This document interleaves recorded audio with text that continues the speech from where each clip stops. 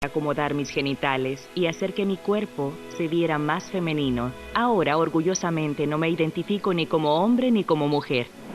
Hola, mi nombre es Manny Mitchell y soy una persona intersexual. Intersexual se refiere a una persona cuyo cuerpo no es el tipo estándar hombre o el estándar de mujer. El término abarca más de 30 condiciones diferentes, que todas se originan prenatalmente durante el desarrollo sexual del feto. Intersexual podría referirse a alguien que tiene genitales que están entre masculinos y femeninos. O podría significar que alguien parece ser masculino por fuera, pero por dentro prácticamente es femenino o viceversa. ¿Qué tan común crees que esto podría ser? No me imaginé que fuera tan común. Yo diría que es raro. ¿Cuántos bebés nacen con los genitales entre masculinos o femeninos que se ven obligados a ser vistos por un especialista? Uno entre 1.500 a 2.000 niños. ¿Es correcto? Es de tomarlo en cuenta, ¿no? Más de 1 en 2.000. Y ese es un estimado conservador. Eso significa que podría haber más de 3 millones de personas intersexuales que viven en este mundo de hombre o mujer. Yo quiero averiguar por qué este fenómeno relativamente común es tan desconocido, tan secreto. Quiero hablar con algunos de estos 2.000 de nosotros que no encajan en las categorías de hombre-mujer. Hablar de esto es algo difícil para la mayoría de nosotros, pero en todo el mundo más y más intersexuales están ahora preparados para hacer solo eso. Así que vengan y vean cómo es crecer en un cuerpo intersexual. Vengan y conozcan algunas de mis personas. Es difícil comprender cómo encajas cuando no hay nadie alrededor tuyo que se parezca a ti. Mi viejo amigo Tiger DeBoer, aunque no lo crean, cuando él nació había dudas si era hombre o mujer. No había una determinación clara sobre el sexo a la hora del nacimiento. El registro posterior dice que yo tenía lo que se llamaba una hipospadias de tercer grado, lo que significa que los genitales estaban básicamente abiertos de lo que sería la punta del pene a la base de los testículos, pero fácilmente podría haber sido la punta del clítoris hasta la base del labio mayor. Y tuve la primera cirugía para mover todo ese tejido masivo en algo que pareciera más como un pene a la edad de 3 meses. Muchos intersexuales, o como solíamos ser conocidos, hermafroditas, nacen con este tipo de ambigüedad en los genitales. Una apariencia externa que se encuentra en algún lugar entre masculino y femenino. Pero aunque los nacimientos intersexuales han sucedido desde siempre, la medicina actual ha tenido la habilidad de alterar quirúrgicamente los genitales ambiguos y volverlos invisibles. Cuando nací, mis genitales no parecían ser los genitales de un niño. Había algo mucho más largo que un clítoris, pero no había un agujero de orinar en lo que ellos pensaban era el pene, y no habían testículos, y lo que ellos pensaban que era el escroto estaba todo abierto por el medio. Estoy en el condado de Vinos, en California, para visitar a mi amigo querido Bo Lauren. Bo es la primera persona intersexual de la que supe.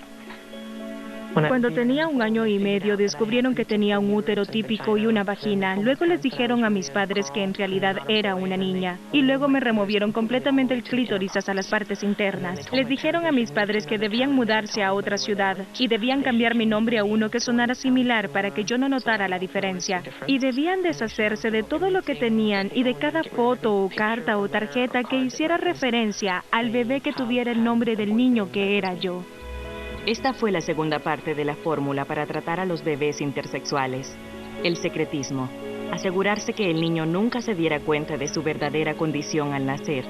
Tuve más de una docena de cirugías antes de los 10 años. Siempre había un olor que venía de mi entrepierna y sabía que tenía tantas infecciones que dolía. Tengo muchos recuerdos de haber hablado con mis médicos y hablado con mis padres y hacerles preguntas muy puntuales. ¿Por qué me sucede esto?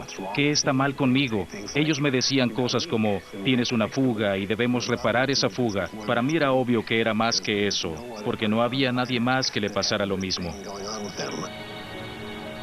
Yo sabía que había algo diferente en mis genitales desde que tenía 5 años.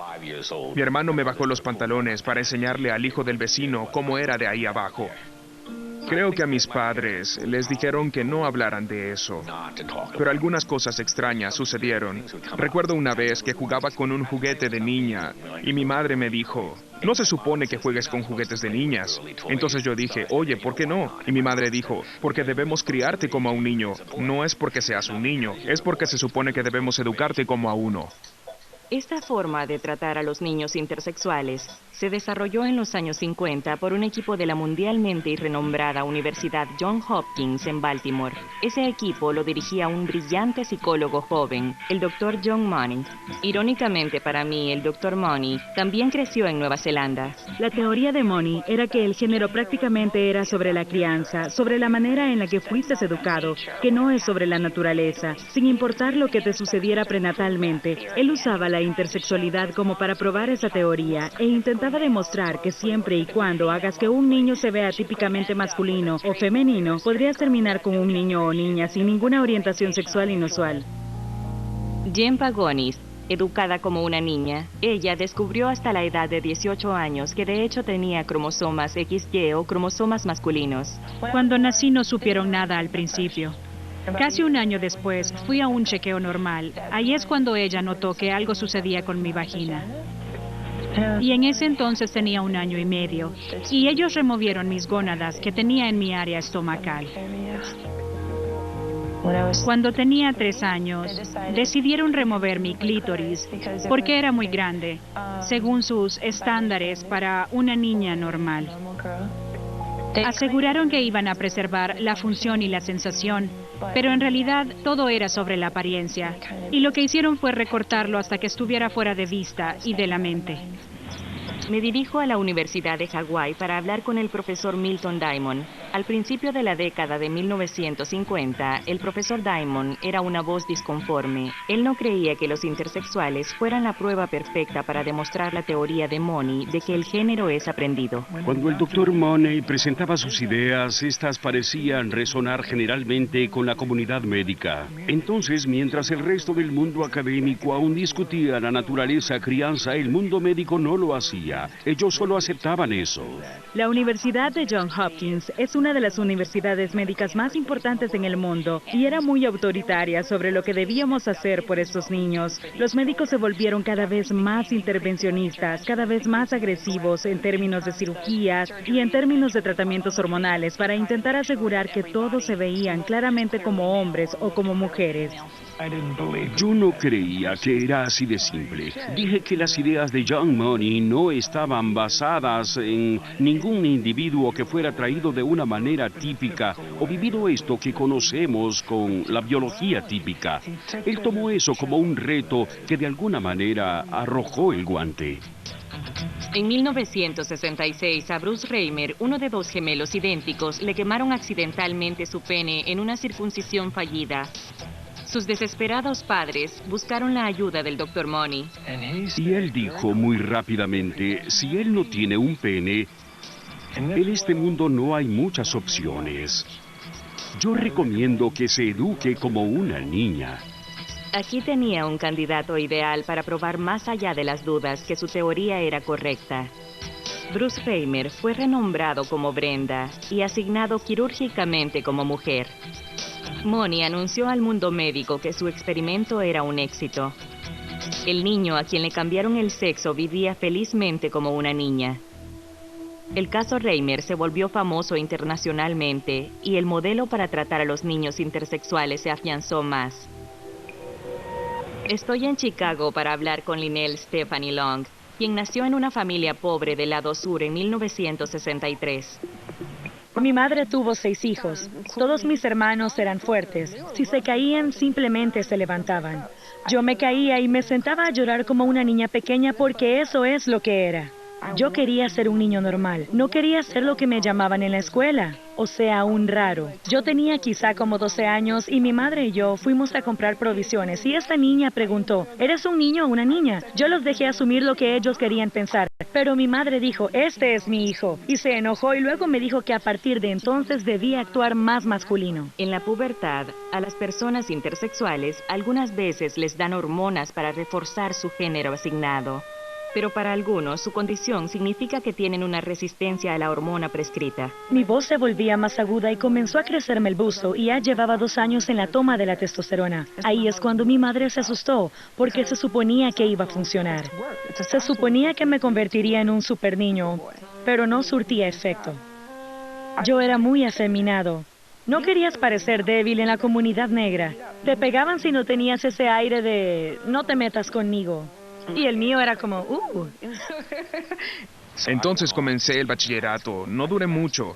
Me ponía extremadamente nervioso cuando iba al vestidor.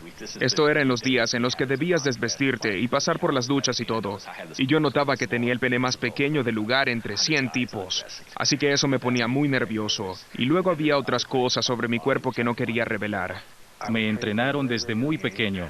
Nunca le digas a nadie sobre lo que sucede durante el verano. Debía consentir en inventar vacaciones falsas, cuando de hecho había estado en el hospital por 6 a 10 semanas.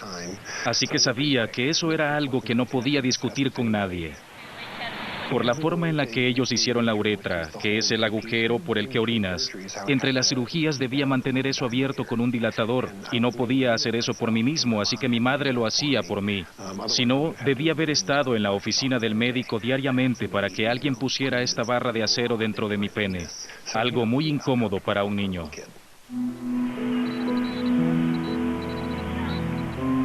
Crecer con pena y discreción puede tener otras consecuencias más trágicas.